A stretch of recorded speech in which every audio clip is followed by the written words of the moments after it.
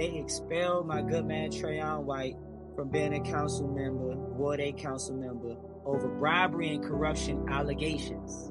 White allegedly took thousands of dollars in kickbacks and misused campaign funds. But here's where it gets crazy. He says it's all a political hit job and he's being unfairly targeted and set up by the FBI.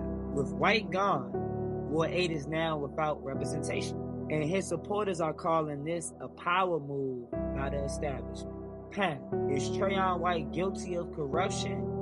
Or is this a classic case of the system trying to silence a black leader? What does this mean also for Ward 8 moving forward? A good case of Murphy's Law. When something can go wrong and something is in the works of going wrong, it is going to go wrong. And when you're in a position of that type of power, especially in a small area like that, and you're a black man, you're always going to have a target on your head. So every move that you make, every action that you take, it's going to be close eyes on you. And especially with being a protege of Marion Barry, where he was, caught doing what he was doing, it's just like it's a zoom on you. I really feel bad about this entire situation because, just obviously being from DC and like knowing everything that Southeast has been through for a very long time, it's really heartbreaking to see this kind of coming out the way that it is.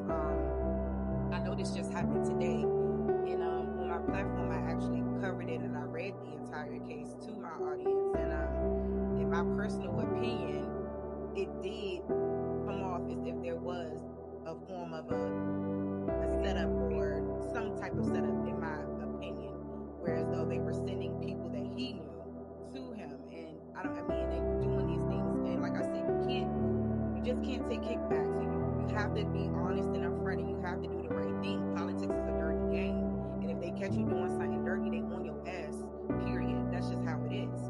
Any stand-up person, any person from our community trying to get into that field knows that it's always going to be a target on your back, and you guilty until proven innocent. So it's really no point in even playing that game in the first place. But granted, a situation like this happens, you leverage it. If you really standing for what you standing for, this shit, one, you still a free man, and you still got your life. So I'm going right back to the hood where I started, and now I got my stand, now I got everything that I did, I got my credentials, I got my proof of concept. So what?